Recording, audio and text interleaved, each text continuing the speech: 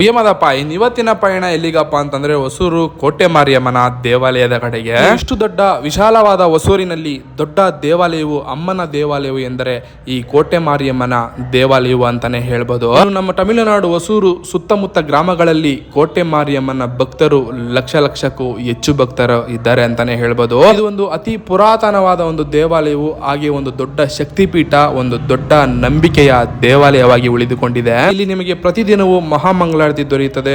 ಪ್ರತಿ ಶುಕ್ರವಾರವೂ ಇಲ್ಲಿ ವಿಶೇಷ ದಿನವಾಗಿ ಉಳಿದುಕೊಂಡಿದೆ. ಇನ್ನು ಇಲ್ಲಿ ಪ್ರತಿ ವರ್ಷವೂ ಪ್ರಾಣವನ್ನು ಒತ್ತೆ ಇಟ್ಟು ಸೂಲಗಳನ್ನು ಕುಚ್ಚಿ ಅತಿ ವಿಜೃಂಭಣೆಯಿಂದ ಕೋಟೆ ಮಾರಿಯಮ್ಮನ ಹಬ್ಬವನ್ನು ಆಚರಣೆ ಮಾಡ್ತಾರೆ.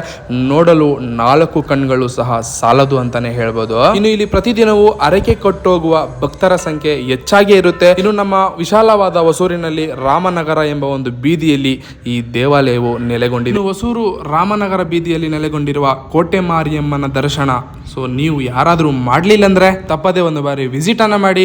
ಹಾಗೆ ನಿಮ್ಮ ಜೀವನದಲ್ಲಿ ಏನಾದರೂ ಭಿನ್ನವಿದ್ದಲ್ಲಿ ಒಂದು ಹರಕೆನ ಸಹ ಕಟ್ಟೋಗಿ. ಲಕ್ಷಾಂತರ ಹರಕೆಗಳ ಮಧ್ಯೆ ನಿಮ್ಮ ಹರಕೆಯು ಒಂದು ಜಯವಾಗಲಿ ಅಂತ ಹೇಳ್ತಾ ಎಚ್ಚೆತ್ತಿಗೆ ಈ ವಿಡಿಯೋ ಎಲ್ಲರಿಗೂ ಶೇರ್ ಮಾಡಿ. ಇನ್ನು ನಮ್ಮ ಕೃಷ್ಣಗಿರಿ ಜಿಲ್ಲೆ ಡೆಂಕನಕಟ್ಟೆ ತಾಲೂಕಲ್ಲಿ ಹಲವು ದೇವಾಲಯಗಳ ವಿಡಿಯೋ ಮಾಡುವ ಒಂದು ಬಾಕಿ ಇದೆ.